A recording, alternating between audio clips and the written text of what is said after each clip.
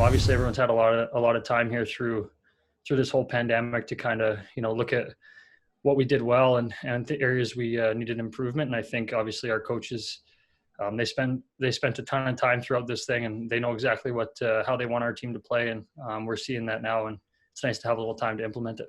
What was his message throughout the break? I'm sure there was lots of Zoom calls, lots of all that stuff. What was sort of the overarching message to the group?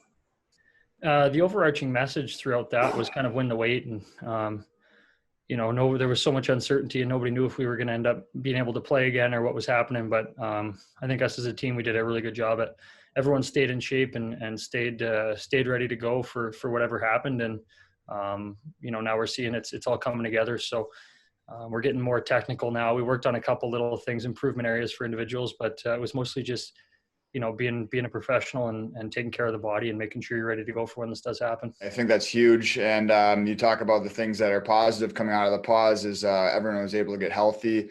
We were missing Muzz at the break, and obviously Mo was coming back from injury. Cease was coming back from injury. So it's going to be great for us to have 6 of us ready to go and healthy and feeling fresh and ready to play.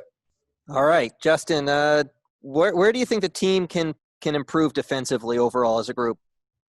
I think that playing as a unit of 5 for sure, having forwards coming back through the neutral zone definitely makes our job a little bit easier, where we can eliminate time and space faster. And I also think that we can do as defensemen a better job of killing plays down low. So if a team gets in the cycle, or maybe they wrap it back down from the point to relieve some pressure, making sure we kill those plays and not allow other teams to kind of get moving on us and feeling good about themselves in the O zone. I think urgency, that we're going straight into have to do or die. I think that's the biggest thing. I think there's no time to mess around with all the preseason games. We get one and we got to be ready to go. So I think that's probably the main thing. Jason was saying that the COVID protocols, he's just trying to make them all normal. So that's just part of the day, so you don't even think about them anymore.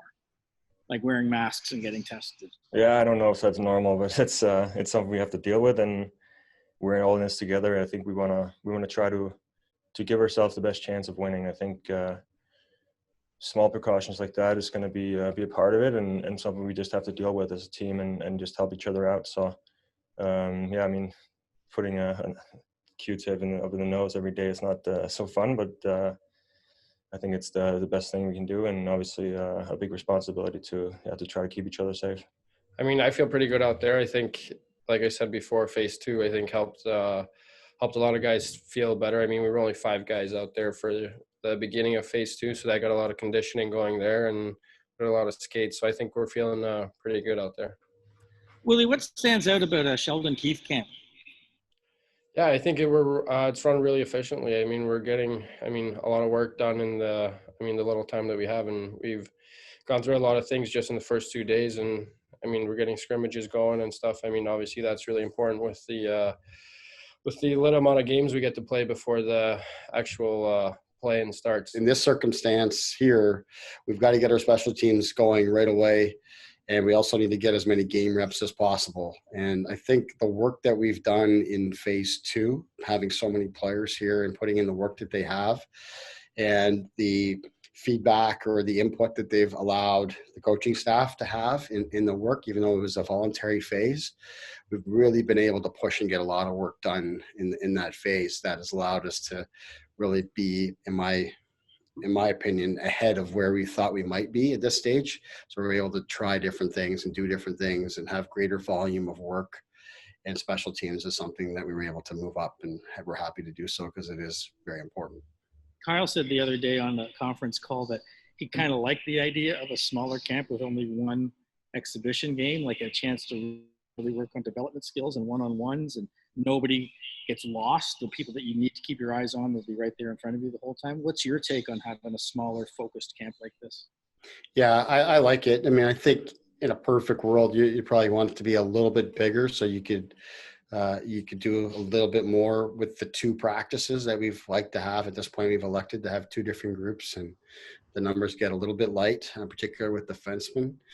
That makes it more challenging. Yesterday, of course, we were down a body on defense, and then all of a sudden it makes it pretty tough. So having some more guys around is helpful.